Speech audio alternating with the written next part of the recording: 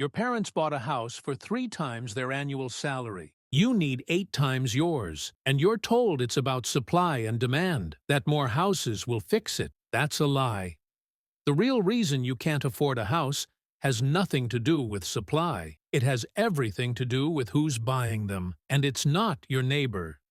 This is the story of how housing became an investment instead of a home, and why you're locked out forever. Let's talk numbers. In 1970, the median home price in America was $23,000. The median household income was $9,000. That's a ratio of 2.5 to 1. Fast forward to 2024. Median home price, $420,000. Median household income, $75,000. That's a ratio of 5.6 to 1. But in cities like San Francisco, Austin, and Denver, it's 10 to 1. Your grandparents could buy a house by saving for a couple years. You need a decade of perfect savings. And that's if prices don't go up, which they will. They tell you it's a supply problem. Just build more houses. But here's the truth. In 2023, there were 15 million vacant homes in America. 15 million. Empty. Meanwhile, we have around 500,000 homeless people. The math doesn't add up. We don't have a supply problem. We have a hoarding problem. And the people hoarding aren't individuals. They're institutions, corporations, investment firms, private equity. Let's name names. BlackRock, the world's largest asset manager. $10 trillion under management. In 2021, they started buying entire neighborhoods. Not one house. Entire neighborhoods. Paying 20 to 50% above asking price. In cash. You're competing against that. Invitation Homes. American Homes for Rent. Progress Residential. These aren't landlords. They're Wall Street firms with unlimited capital. They bought over 200,000 single-family homes in the last decade, and they're not selling. They're renting them back to you at prices you'll never escape. But how did this happen? 2008. The financial crisis. Housing market crashed. Regular people lost their homes. But institutional investors? They got cheap money from the Federal Reserve. 0% interest rates for over a decade. Free money. BlackRock and others borrowed billions at basically zero cost.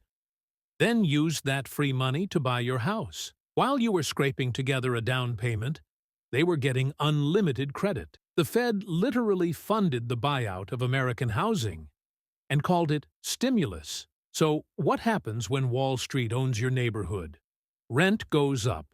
Maintenance goes down. You're no longer a resident. You're a revenue stream. And here's the dark part. They want you to rent forever because renters build no equity. Renters can't pass wealth to their kids. Renters stay poor. Home ownership was how the middle class built wealth in America.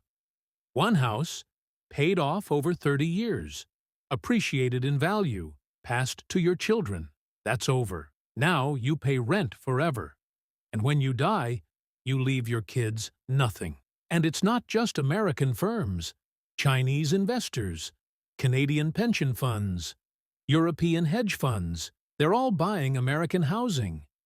In cities like Vancouver, Seattle, and San Francisco, foreign buyers drove prices up 50%. They don't even live here. These are empty investment properties, stored wealth, while you're priced out of your own city, your own country. This is economic colonialism, foreign capital extracting wealth from American workers who can no longer afford to live where they work. Now, they'll tell you it's zoning laws. Just deregulate. Let developers build whatever they want, but here's what they don't tell you. When you loosen zoning, developers don't build affordable housing. They build luxury condos. Why? Because land is expensive. If you're going to build, you maximize profit. Affordable housing doesn't maximize profit.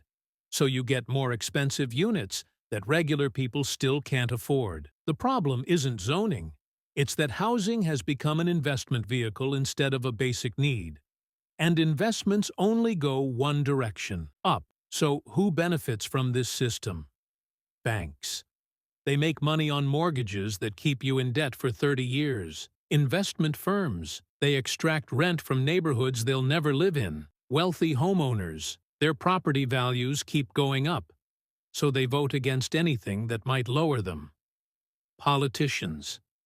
They get donations from real estate developers and Wall Street. Everyone wins, except you, the person who just wants a place to live. You're not a participant in the housing market. You're the product. Can this be fixed? Theoretically, yes. Ban corporate ownership of single-family homes. Limit foreign investment. Tax empty properties into oblivion. Build actual affordable housing, not luxury units. But here's why it won't happen. The people who make the laws own multiple properties. The people who fund campaigns are real estate developers. The Federal Reserve's balance sheet is full of mortgage-backed securities. The entire system is designed to keep housing prices high. Because if housing crashes, the banks crash. And we know what happens then. They get bailed out. You don't. So here's the truth they don't want you to hear. You're not failing. The system is designed to keep you renting, keep you in debt, keep you from building wealth. Your parents bought a house because the system allowed it. You can't, because the system changed. Housing stopped being about shelter and became about profit, and the people profiting will never let it go back. This isn't about working harder or saving more. It's about a rigged game where the rules were changed before you even started playing. Understanding this won't buy you a house, but at least you'll know who stole the dream.